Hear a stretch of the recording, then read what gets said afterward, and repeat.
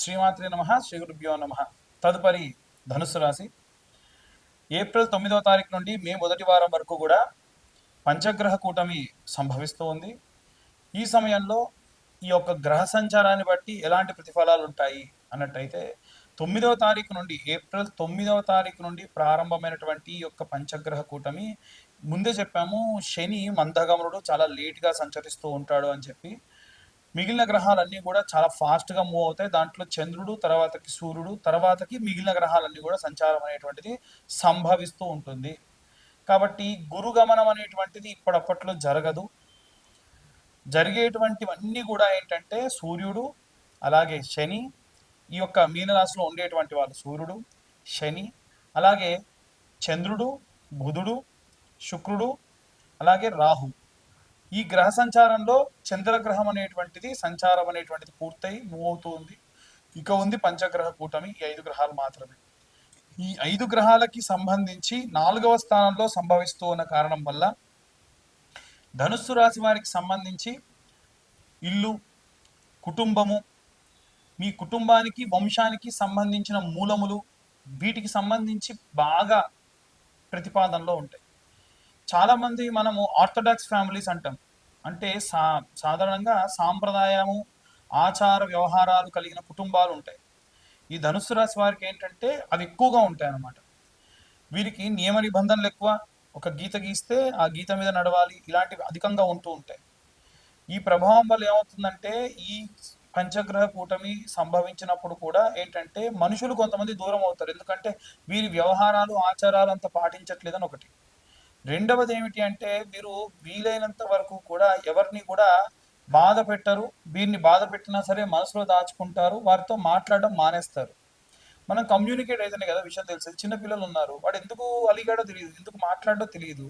విద్యార్థి దశలో ఉన్నటువంటి వాళ్ళకి జరిగేటువంటి ఇవే ఎప్పటికో తెలుస్తుంది అనమాట. అరే ఆ విషయం చెప్తే సరిపోతుంది కదరా బాబు అని చెప్పి చాలా మంది అంటూ ఉంటారు. అలాగే గృహిణుల విషయానికి వస్తే కూడా సేమ్. వారు అనవసరంగా బాధపడి చాలా ఇబ్బందులు పడుతూ ఉంటారు. సరే, ఇవన్నీ పక్కకు పెడితే వ్యాపారస్తులు, అలాగే ఉద్యోగస్తుల విషయానికి వస్తే వీరు డీప్ రీసెర్చ్ చేసేటువంటి దాంట్లో అధికంగా ఉంటారు. మూలాల నుంచి కూడా అన్ని కూడా తీసుకొని వస్తారు. ఏదన్నా తెలుసుకోవాలి, ఏదైనా చెప్పాలంటే దాని యొక్క ఆధారభూరితంగా మనం చెబుతూ ఉంటారు వీళ్ళు అధికంగా.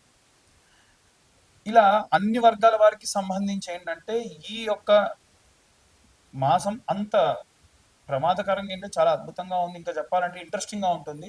ధన రూపేణ నో లాస్ నో ప్రాఫిట్గా ఉంటుంది. No loss okay, no profit లేకుండా కూడా లాసే కదా అంటారు చాలామంది. సో నో లాస్ నో ప్రాఫిట్లో లాసే ఉంటుంది, ప్రాఫిట్ ఉండదని చాలామంది వాదన కూడా.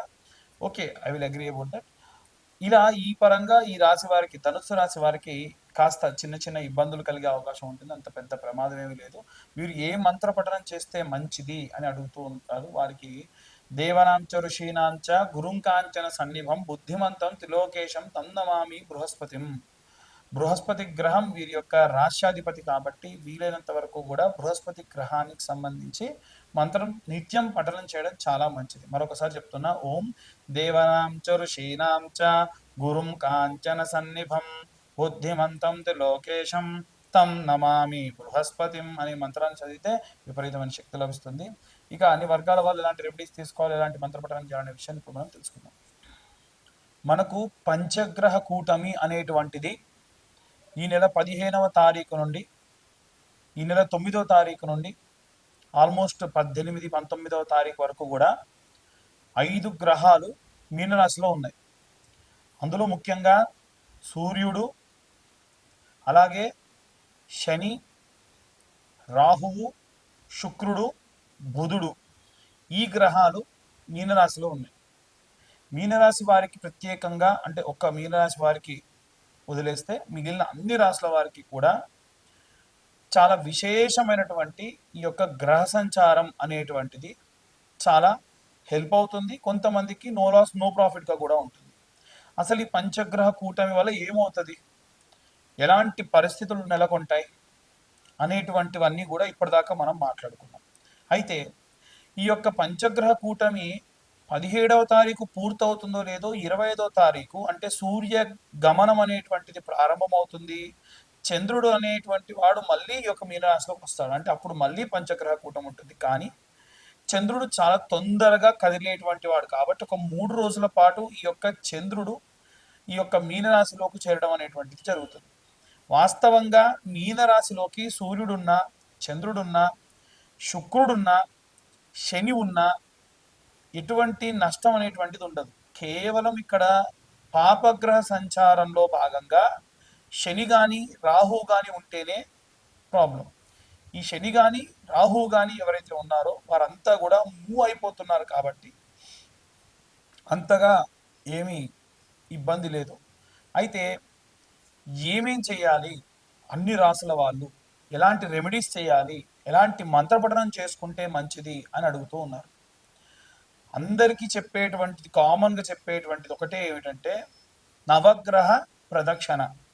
అందరు నవగ్రహాల గుడికి వెళ్తే 3 చేద్దామా, 4 చేద్దామా, 5 చేద్దామా, 10 చేద్దామా, 11 చేద్దామా అంటారు. అలా కాదండి. నవగ్రహ ప్రదక్షిణాలు చేస్తే 21 ప్రదక్షిణాలు చేయాలి. 21 ప్రదక్షిణాలు సవ్య దిశలో, ఒక 6 ప్రదక్షిణాలు అపసవ్య దిశలో చేయాలి. ఎందుకంటే ప్రతి గ్రహానికి 3 సార్లు ప్రదక్షిణ చేసినట్టు. అప్పుడు ఎన్ని ఉన్నాయి? 9 గ్రహాలు ఇంటూ 3 అంటే 27. ఇప్పుడు 27 గ్రహాల్లో కూడా ఈ యొక్క 7 గ్రహాలకు మాత్రమే 3 ప్రదక్షిణాలు చొప్పున చేసి, రాహుకేతువులు ఎప్పుడు కూడా యాంటీ క్లాక్ వైజ్ డైరెక్షన్లో తిరుగుతూ ఉంటారు. పాపగ్రహ సంచారం కదా, వాళ్ళు ఎప్పుడు రివర్స్ అనమాట. అంటే ముందు నుంచి కాకుండా వెనక నుంచి రావడము, ఏదైనా సరే కుడి చేత్తో కాకుండా ఎడమ చేత్తో చేయడం, ఇలాంటివి చేస్తూ ఉంటారు. కాబట్టి వీరికి మనం ప్రదక్షిణ కూడా అపసవ్య దిశలో చేయాలి.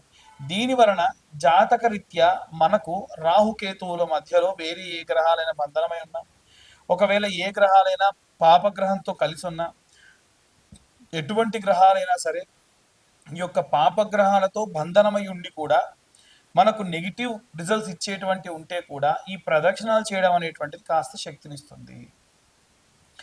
చిన్నపిల్లల దగ్గర నుండి వృద్ధుల వరకు, అంటే చదువుకునే విద్యార్థులు కానీ, గృహిణులు కానీ, ఉద్యోగస్తులు కానీ, వ్యాపారస్తులు కానీ, విడివిడిగా ఏం లేదండి, అందరికీ కామన్గా ఒకే ఒక్క విషయం ఏమిటంటే ఆదివారం నాడు పిరికెడు గోధుమలు ఒక తమలపాకు కానీ ఏదన్నా ఆకు డొప్పలో వేసి దానిపైన ₹1 బిల్ల నిలబెట్టి సూర్యగ్రహానికి నివేదన చేయండి. అదే గనక సూర్యగ్రహం నవగ్రహాల మధ్యలో ఉంటుంది. అదే మీరు చంద్రుడికి చేయాలంటే సోమవారం నాడు పిరికెడు బియ్యం తీసుకెళ్ళి ఒక ఆకుడొప్పలో వేసి, లేదా ఒడ్లుంటే ఒడ్లు తీసుకెళ్ళి ఆకుడొప్పలో వేసి చంద్రుడి దగ్గర పెట్టి ₹1 బిల్ల దాంట్లో నిలబెట్టండి. బెల్లం అనేటువంటిది నవగ్రహాలకి నివేదన చేస్తే చాలా మంచిది. ప్రతి ఒక్క గ్రహం దగ్గర ఇంత బెల్లం ముక్క పెట్టండి. ఇంతకు మించి మీరు నవగ్రహాలకు చేసేది ఏమీ లేదు. విగ్రహాలు అధికంగా తాకకుండా ఉంటే మంచిది. అలాగే కుజగ్రహం దగ్గరికి వెళ్తే కందులు కానీ కందిపప్పు కానీ ఆకుడొప్పలో వేసి ₹1 బిల్ల పెట్టి ఒక బెల్లం ముక్క పెట్టి నివేదన చేయండి, చూపించండి, అంతే సరిపోతుంది. అలాగే బుధగ్రహానికి పూజ చేసినప్పుడు పెసర్లు, పిరికెడు పెసర్లు తీసుకొని ఆకుడొప్పలో లేదా తమలపాకులో వేసి ₹1 బిల్ల వేసి బుధగ్రహం ముందు పెట్టండి. అలాగే శనగలు తీసుకొని వెళ్ళి గురుగ్రహం ముందు పెట్టండి. అలాగే ₹1 బిల్ల బెల్లం కామన్ అన్నిటికీ కూడా. శుక్రగ్రహం దగ్గరికి వెళ్తే బొబ్బెర్లు లేదా అల్చందలు అంటారండి. ఈ బొబ్బెర్లు తీసుకొని వెళ్ళి పిరికెడు బొబ్బెర్లు వేసి దాంట్లో ₹1 బిల్ల వేసి పెట్టండి. శని గ్రహం దగ్గరికి వెళ్ళినప్పుడు మాత్రం విగ్రహాన్ని ఎట్టి పరిస్థితుల్లో ఆడవాళ్ళు తాకొద్దు, మగవాళ్ళు కూడా తాకుండా ఉంటే మంచిది. పిరికెడు నువ్వులు, దాంతోపాటు ₹1 బిల్ల, ఆ ₹1 బిల్ల కూడా వీలైతే స్టీల్, అంటే ₹1, ₹2 లాంటివి అయితేనే బెస్ట్. ₹5 పెట్టకండి. పెట్టి దాంట్లో బెల్లం ముక్క పెట్టి ఇంతంత నువ్వుల నూనె శనేశ్వరుడు పైనుంచి పోయండి. ఆవ నూనె పోసినా మంచిదే. నల్ల రంగు ధాన్యం నుండి వచ్చినటువంటిది ఏ నూనె పోసినా శనికి చాలా ఇష్టం. ఇక రాహుకైతే మినపప్పు లేదా మినుములు వేసి ₹1 బిల్ల వేసి ఇంతంత ఆ యొక్క బెల్లం ముద్ద పెట్టేసి నమస్కరించుకోండి. అలాగే కేతువుకైతే ఉలవలు, నల్ల రంగులో ఉండేటువంటి ఉలవలు ఉంటాయి కదా, ఈ ఉలవలు ఓ పిరికెడు ఆకుడొప్పలో వేసి లేదా తమలపాకులో వేసి ₹1 బిల్ల దాంట్లో పెట్టేసి ఇంత బెల్లం నైవేద్యంగా పెట్టండి, చాలు. ఈ షష్టగ్రహ కూటములు, పంచగ్రహ కూటములు, జాతకరీత్యా ఉన్న దోషములు ఇవన్నీ పోవడానికి ఒక్క వారం పాటు మనకు సోమవారం నుండి ప్రారంభిస్తే మళ్ళీ, లేదా ఆదివారం నాడు ప్రారంభిస్తే ఈ యొక్క శనివారం వరకు ఈ రెమెడీస్ చేసుకుంటే సరిపోతుంది. ఇప్పుడు మీ అందరికీ డౌట్ వస్తుంది, ఏమిటంటే ఉన్న గ్రహాలు 9 అండి, మీరు చెప్పిందేమో వారం రోజులు ఎలా చేయాలి? మంగళవారం నాడు రాహుకేతువులకు చేసేయచ్చు, కుజుడితో పాటు రాహుకేతువులకు చేయొచ్చు. లేదు ఆదివారం నాడే సూర్యుడితో పాటు రాహుకేతువులకు కూడా చేయొచ్చు, ఎటువంటి దోషం లేదు. ఇక అందరూ మంత్ర పఠనం చేయాలి అని అంటే ఏం చేయాలి అని అంటే, ఓం ఆదిత్యాయ చ సోమాయ మంగళాయ బుధాయ చ గురు శుక్ర శనిభ్యశ్చ రాహవే కేతవే నమః అనే మంత్రం చదువుతూ ప్రదక్షిణ చేయాలి. మీరు ఏ రోజు నవగ్రహ దేవాలయానికి వెళ్ళినా నేను చెప్పిన విధంగా. ఇంకొకటి, దేవాలయం మూసే సమయానికి వెళ్ళకండి. ఉదయాన్నే వీలైతే 7-8 గంటల వరకు దేవాలయానికి వెళ్ళే ప్రయత్నం చేయండి. లేదా గృహిణులు ఉంటారు పాపం, ఇంట్లో అందరికీ వంటలు అవి చేసి పంపించాలి కాబట్టి 9-9:30 ప్రాంతంలో వెళ్ళండి. దాని వలన కాస్త ప్రశాంతంగా ఉంటారు. ఇక చాలామంది మీ మీ యొక్క పేర్ల గురించి అడుగుతున్నప్పుడు మీ పేర్లు చెప్పి వాటికి సంబంధించి జాతకం చెప్పమంటున్నారు. పేరు బలం మీద జాతకము 100% ఎవరు చెప్పరు. అలా చెబుతానని చెబితే నమ్మొద్దు. నేను చెప్తానని చెప్పినా నమ్మకండి అనే చెప్పా గతంలో, ఇప్పుడు చెప్తున్నా. మళ్ళీ మళ్ళీ చాలామంది ఫోన్స్ చేసి మీ యొక్క పేరు బలంతో జాతకం చెప్పమంటున్నారు. దయచేసి మీ date of birth, time, place ఉంటే మీ జాతకం గురించి కాస్త డబ్బు ఖర్చు పెట్టి పూర్తి జాతకం తెలుసుకోండి.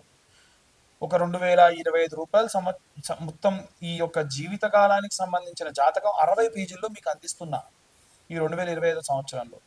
అంతకు మించి కూడా మీరు ఖర్చు పెట్టాల్సిన అవసరం లేదు. రెమెడీస్, దానికి తగ్గ రెమెడీస్ మీకు పంపించడము చెప్పడం కూడా జరుగుతుంది.